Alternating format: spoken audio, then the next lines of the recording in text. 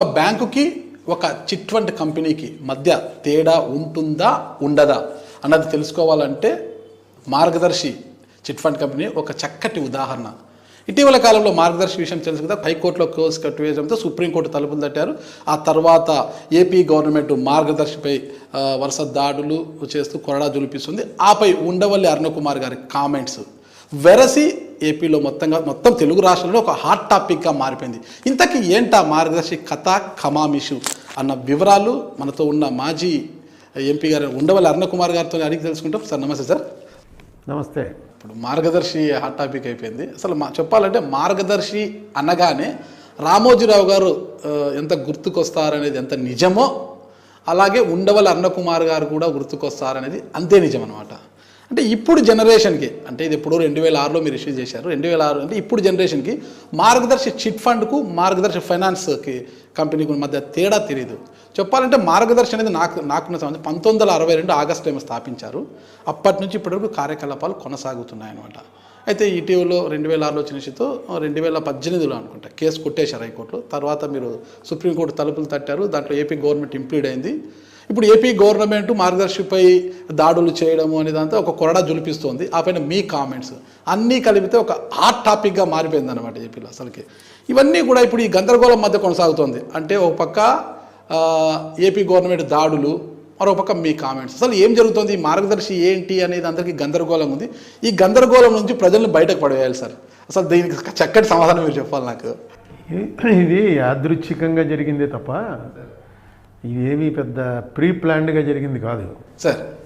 మా ఫ్యామిలీ, మా అమ్మగారు, మా తమ్ముడి వైఫ్ వీళ్ళందరూ 1990 నుంచి మార్గదర్శిలో డబ్బులు దాచుకుంటున్నారు. ఎవరో ఏజెంట్లు మాకు తెలుసున్న ఆయన వచ్చాడు, జాయిన్ చేశాడు, బాగుంటుందండి, బ్యాంక్ ఇంట్రెస్ట్ కన్నా 2% ఎంత ఎక్కువ ఇస్తారు అని. చాలా కంపెనీలు ఉంటాయి ఇలాంటివి. అలాగా డబ్బులు దాచుకోవటం మొదలుపెట్టారు. అంటే చిట్టు కాకోకుండా డిపాజిట్ చేశారు. చిట్టే పాడుకుని దాన్ని డిపాజిట్గా కన్వర్ట్ చేస్తారు. ఓకే. ఎక్కువ మంది ఈ చిట్టు మార్గదర్శి మంచి కంపెనీ, రామోజీరావు, ఈనాడు, డబ్బులు సేఫ్ అని ఉందనుకోండి, వెంటనే అందులో డబ్బు వేసుకుని చీటీ ముందు పాడుకుంటారు. వచ్చినప్పుడు ప్రతి నెల డివిడెండ్ వస్తుంటుంది. చీటీ పాట వచ్చేసింది అనుకోండి మనకి, ఆ డబ్బు వాళ్ళ దగ్గరే డిపాజిట్ చేసుకుంటారు. ఓకే. చేసుకుని ఆ డబ్బు పెట్టి వాళ్ళు వ్యాపారాలు చేసుకుంటూ ఉంటారు, మనకు కరెక్ట్గా ఇచ్చేస్తుంటారు. ఇది ఇలా జరుగుతోంది, 90 నుంచి జరుగుతోంది. 2002లోనే ఎక్కడో ఇక్కడ లోకల్ చీటీలో దాంట్లో మా వాళ్ళు ఒక ఇలాగే జాయిన్ అయితే అది ఎత్తేసి వెళ్ళిపోయారు. వెళ్ళిపోతే అప్పుడు నాకు చెప్పారు. అప్పుడు దాకా నాకు తెలియదు. చెప్తే నేను అన్నాను, ఇంక ఇలాంటి వాటిలో పెట్టకండి మీరు డబ్బు పెడితే కోఆపరేటివ్ బ్యాంక్లో, మన ఆర్యాపురం కోఆపరేటివ్ బ్యాంక్ అంటే మా ఇంటి పక్కనే ఉంటుంది, అందులో పెట్టుకోండి, లేకపోతే స్టేట్ బ్యాంక్లో పెట్టుకోండి, నేషనలైజ్డ్ బ్యాంక్లో ఉండాలి. వాటి మీద ఎప్పటికప్పుడు రిజర్వ్ బ్యాంక్ చూస్తూ ఉంటుంది, లెక్కలు చూస్తూ ఉంటుంది, కరెక్ట్గా చేస్తున్నారా లేదా బోర్డు అంత ఇది ఉంటుంది. అలా ఉంటేనే ఎన్నో కోఆపరేటివ్ బ్యాంకులు ఎత్తేసారు. ఓకే. నిరంతరం రిజర్వ్ బ్యాంక్ చెక్కింగ్లో ఉన్నవే ఎత్తేసారు. అంటే వాళ్ళు అప్పుడు నాకు చెప్పలా ఇలా ఈనాడులో మార్గదర్శిలో పెట్టామని. తర్వాత 2005లో మార్గదర్శి వారు ₹1,00,000 చీటీ అయితేనే మేము తీసుకుంటాం, మీది ఒక ₹70,000 చీటీ అయిపోయింది, ఈ డబ్బు తీసేసుకోండి, లేదు ₹1,00,000 ఇంకా ₹30,000 పట్టుకొచ్చిస్తే ₹1,00,000 చీటీ అయితే రెన్యూ చేస్తాం, 1,00,000 లోపు చీటీలు రెన్యూ చేయం అని చెప్పారు. చెప్తే సరే మా తమ్ముడు వచ్చి ఏం చేద్దాం, ఇంకో ₹30,000 కట్టమంటున్నారంటే అప్పటికి నేను ఎంపీ అయిపోయాను. సరే ఒకసారి అన్నయ్యని అడిగి చెయ్యంటే నాకు ఫోన్ చేశాడు. చేసి ఇలాగ అంటున్నాడంటే, నాకు ఆ కాగితాలు అవి రెడీ పెట్టి ఉంచి నేను వస్తున్నాను రేపు రాజమండ్రి చూస్తానని చెప్పి ఇంటికి వెళ్ళి చూశాను. చూస్తే ఏమైంది, 70,000కి ఒక రసీదు ఉంది. వీళ్ళు పట్టుకెళ్ళి డిపాజిట్ సర్టిఫికేట్ ఇచ్చేశారు.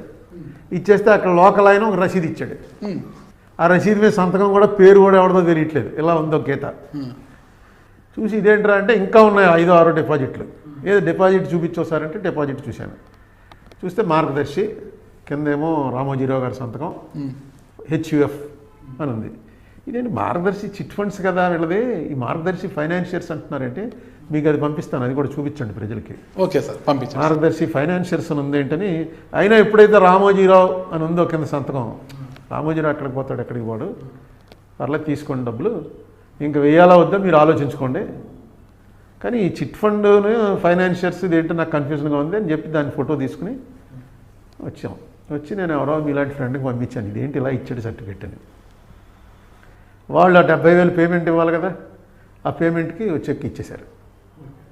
ఆ చెక్ మీద ఏమనుంది? రామోజీరావు సంతకమే, ప్రొప్రైటర్ అనుంది. ప్రొప్రైటర్ అనేటప్పటికీ మీరే రెస్పాన్సిబిలిటీ. అంతే, correct. Proprietor, partnership, limited company 3 రకాలు ఉంటాయి. ప్రొప్రైటర్ చేసేటువంటి వ్యాపారంలో ఎన్ని అప్పులు చేసినా ఆ ప్రొప్రైటర్ దివాళా తీసాడంటే అవన్నీ పోయినట్టే. వాళ్ళ తమ్ముళ్ళకి, అన్నలకి, వాళ్ళకి ఎన్ని ఆస్తులున్నా అవన్నీ పోయినట్టే. దివాళా తీసినా, చచ్చిపోయినా, ఏం జరిగినా సరే ప్రొప్రైటరీ కన్సర్న్ అంటే అతను ఉన్నంతకాలమే. అతను ఏమన్నా మనకు తనఖా పెడితే తనఖా మీదకి వెళ్ళొచ్చు తప్ప, ప్రామిసరీ నోట్ రాసి ఇచ్చిన వాడు చచ్చిపోయాడు అనుకోండి, అతనికి ఆస్తులు ఏమి లేవనుకోండి, మన డబ్బు పోయినట్టే. ఓకే. అదే కంపెనీ అనుకోండి, ఆ కంపెనీ ఆస్తులు వాటి మీదకి వెళ్ళొచ్చు. కంపెనీ అంటే ఒక జ్యూరిస్టిక్ బాడీ. అదే పార్ట్నర్షిప్ ఫర్మ్ అయితే మీ పార్ట్నర్స్ మీదకి వెళ్ళొచ్చు. ఓకే. ప్రొప్రైటర్ అంటే మీదే సంతకమే లెక్క. నేను ఏంటి రెండు ఇంత తేడా వచ్చింది? హెచ్యుఎఫ్ అని ఇక్కడ రాశారు, ప్రొప్రైటర్ అని ఇక్కడ రాశారు. ఈ రెండు ఏంటని తెలుసున్న నాకు ఫ్రెండ్స్ లాయర్లు, ఆడిటర్లు చాలామంది ఉన్నారు. మీరు లాయర్ అయ్యారు సార్? నేను లాయర్ అయినా నేను రెగ్యులర్ కోర్టుకి వెళ్ళి ప్రాక్టీస్ చేసి తక్కువ, ఎప్పుడు ఈ మధ్య వెళ్తున్నాను కానీ బాగా తక్కువ. సరే, వెళ్ళిన వాళ్ళంతా చూసి ఏం చెప్పారంటే, నూనెను ఇది తప్పిది, ఈ ఆయనకి రామోజీరావు గారికి కలెక్ట్ చేసేటువంటి హక్కు లేదు. ఓకే. డిపాజిట్లు కలెక్ట్ చేయటం అనేది 1997లో అనుకుంటాను రిజర్వ్ బ్యాంక్ ఆఫ్ ఇండియా యాక్ట్కి చిన్న అమెండ్మెంట్ ఇచ్చి ప్రోహిబిట్ చేశారు.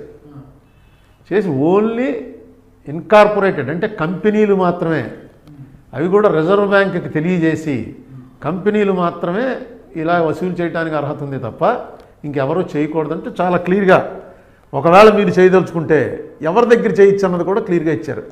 21 మంది, మీ పెళ్ళం తమ్ముడు, మీ సొంత తమ్ముడు, మీ అన్నయ్య, అవన్నీ రాశారు.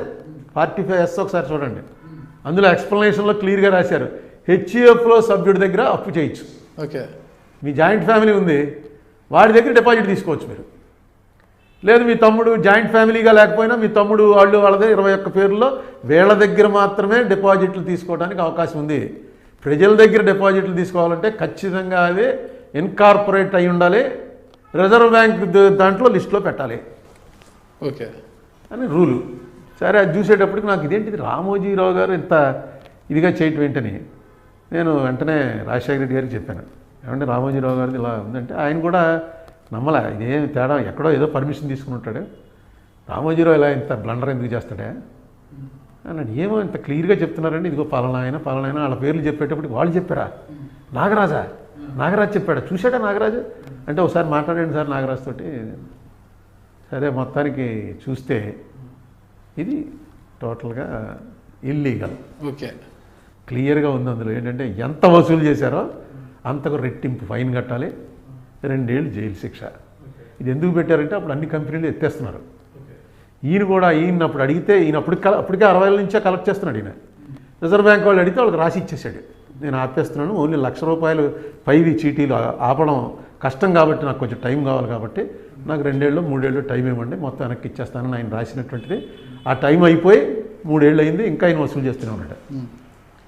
సో నేను వెళ్ళి ఏం చేశానంటే, ఇది రిజర్వ్ బ్యాంక్కి సంబంధించిన విషయం కాబట్టి చిదంబరం గారి ఆఫీస్కి వెళ్తే ఆయన లేడు. ఆయన ఆఫీస్లో లెటర్ ఇచ్చి మళ్ళీ ప్రెజర్లు వస్తాయి. నాకు రామోజీరావు గారి ఇన్ఫ్లుయెన్స్ తెలుసు. మళ్ళీ నాగరాజు ఫోన్ చేస్తాడు, ఏంటో అక్కడ కాగితం పెట్టావుట తీసేసుకొని, ఇలా రకరకాల ప్రెజర్లు వస్తాయని ఢిల్లీలోనే ప్రెస్ మీట్ పిలిచి వెంటనే ప్రెస్కి చెప్పేస్తే అయిపోయిందిగా మన బాధ్యత. ప్రెస్కి చెప్పేసి ఇది ఆ ప్రెస్ కూడా చాలా జాగ్రత్తగా చెప్పాను, ఇది అబద్ధం కావాలని కోరుకుంటున్నాను, నేను దొరికితే ఒకసారి చూడండి, అది వేయండి, బాగుంటుంది, ఇంట్రెస్టింగ్గా. ఇదంతా కూడా నాకు వచ్చిన ఇన్ఫర్మేషన్ అంతా అబద్ధం కావాలని కోరుకుంటున్నాను. రామోజీరావు గారు లాంటి వ్యక్తి ఇలాంటి ఇల్లీగల్ వ్యవహారాల్లో డెలివరీట్గా వెళ్ళిపోతే ఏం మెసేజ్ వెళ్తుంది? అందుకని ఇది అబద్ధం కావాలని కోరుకుంటున్నానని చెప్పాను. నా వరకు అయిపోయింది అసలు, నిజంగా అది అక్కడతోటి క్లోజ్. ఇప్పుడు మీరు ఒక్క మాట అన్నారు సార్ మధ్యలో, రామోజీరావు గారు ఎంత ఇన్ఫ్లుయెన్స్ చేయగలరో నాకు తెలుసు అన్నారు. ఆయన ఒక వ్యాపారవేత్తగా, ఒక మీడియా అధినేతగా అంత ఇన్ఫ్లుయెన్స్ చేయగలుగుతారంటారా? ఆయన మీడియా అధినేతగానే మాట్లాడతాడు ఏ కేసు వచ్చినా సరే. ఓకే. ఆయన ఎవరినైనా కొట్టాడనుకోండి, మిమ్మల్ని కొట్టాడనుకోండి, మీరు నన్ను కొట్టారు అని పోలీస్ స్టేషన్లో కంప్లైంట్ ఇస్తే వెంటనే ఆయన ఏం చెప్తాడంటే, నేను పేపర్ ద్వారా అన్నీ తీసుకొచ్చి ప్రజల్లో జరుగుతున్నటువంటి అరాచకాలన్నింటినీ ప్రభుత్వం దృష్టికి, ప్రభుత్వ అరాచకాలని ప్రజల దృష్టికి తీసుకొస్తున్నానన్న కోపంతో నాగరాజు అనేటువంటి అతను ప్రభుత్వ ఆఫీసులో ఎక్కడో కానిస్టేబుల్గానో లేకపోతే ఏదో పనిచేస్తున్నాడు, వచ్చి నన్ను కొట్టి నేనే కొట్టానంటున్నాడు. ఇది కేవలం రాజకీయమైనటువంటిది, ఏది పెట్టినా ఈనాడు తీసుకొస్తాడు ఆయన. ఓకే, ఎందుకలా? అదే ఆయనకి వెపనం. కానీ ఈనాడు ఒకటే కాదు కదా, ఆయన మిగతా వ్యాపారాలు ఉన్నాయి. అదే మాట అన్నాడు రవీందర్ అని ఒక జడ్జి గారు. ఏమన్నాడంటే సుప్రీంకోర్టు జడ్జి గారు, ఈయన 2 టోపీలు పెట్టుకొస్తున్నాడు. ఒక టోపీ ఏమో వ్యాపారవేత్త, ఒక టోపీ ఏమో పేపర్ సంపాదకుడు. సరిగ్గా ఈ వ్యాపారంలో తప్పులు ఏంటున్నాయంటే ఆ టోపీ తీసి టోపీ పెట్టుకుని నేను సంపాదకుడు అండి, నేను ఇచ్చేస్తున్నానని అంటాడు. యూ కాంట్ వేర్ 2 హ్యాట్స్ అని క్లియర్గా చెప్పాడు ఆయన. ఇంకో మాట అన్నాడు, రాజశేఖర రెడ్డి మీద అంతా కూడా ఎక్స్పోజ్ చేస్తున్నానని, కక్ష కట్టి నన్ను ఇలా చేస్తున్నాడంటే, ఎందుకు కట్టడు? నువ్వు నీ చేతిలో కళ ఉంది, నువ్వు ఆయన చేసే తప్పులు చూస్తున్నావు, ఆయన చేతిలో ప్రభుత్వం ఉంది, నువ్వు చేసే తప్పులు బయట పెడతాడు. కరెక్ట్, ఎవరి బలం వారిది కదా, ఎవరి బలం వారిది. మొత్తానికి ఆయన రాజశేఖర రెడ్డి చేసే అన్నీ కూడా స్టే తెచ్చి ఏ లెవెల్లో స్టే తెచ్చాడంటే, ఆయన డిపాజిట్లు అందరికీ చెల్లించేశాను అని చెప్తాడు. ఎవరికి చెల్లించావు సార్ చూపించమంటే చూడటానికి లేదు, దాని మీద స్టే ఉంది. ఆయన చెప్పాడు కాబట్టి మనం నమ్మాలన్నమాట. చెల్లించేసి నేను లిస్టు చూపించాలిగా, ప్రభుత్వానికి చూపించడు, రిజర్వ్ బ్యాంక్ చూపించక్కర్లేదు. ఎవరికి చూపించకుండా కోర్టు వారు అడగరు, మరి ఆ లిస్ట్ ఏదో మాకు ఇవ్వాయా మేము చూస్తామని. కోర్టు వారు చెప్తున్నాడుగా, మీరు ఎవరన్నా కంప్లైంట్ ఇస్తే చెప్పండి అని. ఎవరు కంప్లైంట్ ఇస్తారు? ఆయన మీద కంప్లైంట్ ఇచ్చే దొంగ ఉడుకుంది.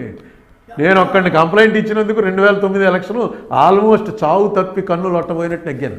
ఆవేళ క్యాండిడేట్లు మురళీమోహన్, కృష్ణరాజు కాదు, రామోజీరావు గారు, ఈనాడును.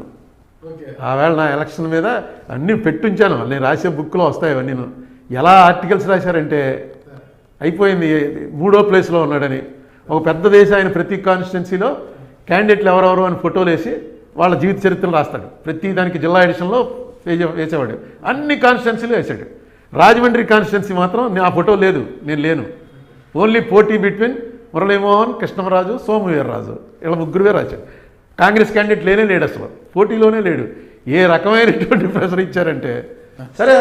అప్పుడు మీరు గవర్నమెంట్లో ఉన్నారు, 2009 రెండోసారిగా పోటీ చేస్తున్నారు, మీ వెనకాల రాజశేఖర రెడ్డి గారు ఉన్నారు, ఒక శక్తివంతమైన నాయకుడు రాజశేఖర రెడ్డి గారు ఉన్నప్పుడే రామోజీ గారు మిమ్మల్ని టార్గెట్ చేశారు కదా. ఈరోజు మీరు ఒక